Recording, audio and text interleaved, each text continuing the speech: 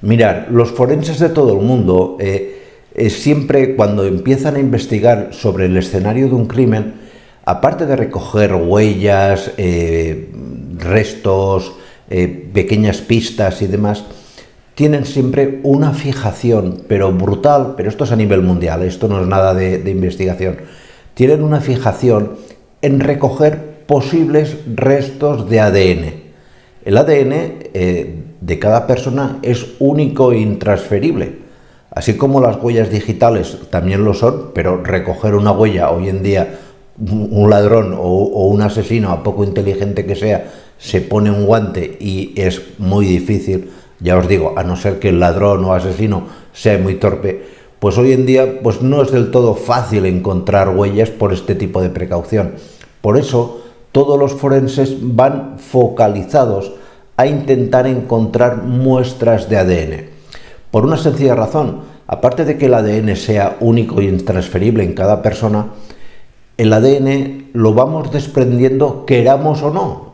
Vosotros a lo mejor no sois conscientes, pero simplemente el hecho de andar por una habitación o dirigidos a un sitio y otro hace que desprendáis ADN desde por la piel, pequeñas células que se desprenden con vuestro ADN, cuando habláis, porque en las pequeñas partículas invisibles que emitimos con la respiración, cuando inhalamos y exhalamos, van partículas también de ADN. Es decir, nosotros somos una auténtica fuente de expulsión de ADN. Pero ¿qué es lo que ocurre con ese ADN? Ese ADN, por lo general, es muy inestable. ¿Qué quiere decir? Que a poco de ser liberado por el organismo humano, pues se inactiva porque no se mantiene en el medio ambiente, es decir, no dura mucho.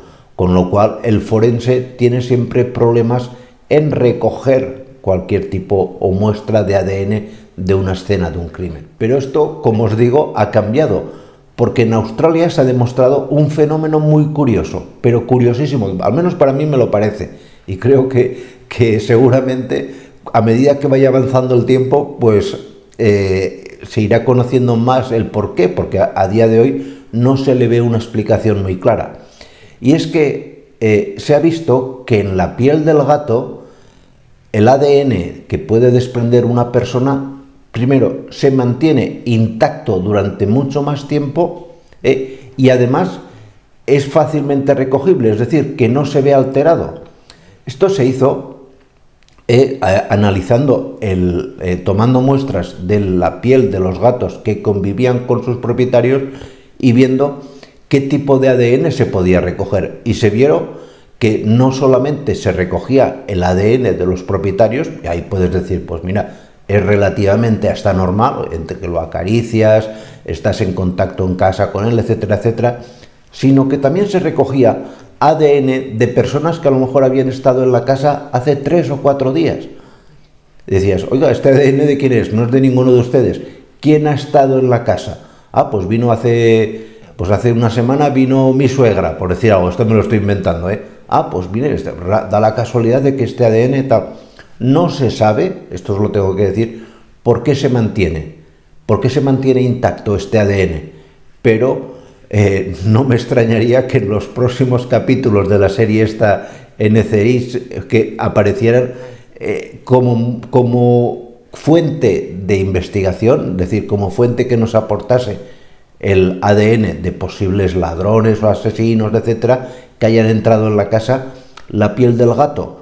Es decir, buscar si en la casa o en las inmediaciones qué gatos pueden haber, si no interactuado directamente con el ladrón o el asesino, sí que hayan estado presentes y observado a lo mejor el acto delictivo. Es decir, pues podría ser, y yo creo que conforme demuestra este estudio, me parece que es muy claro que el gato, no sabemos por qué, pero va a conservar durante tiempo esta prueba sin él ser consciente, que es también una parte graciosa de la historia, ¿de acuerdo?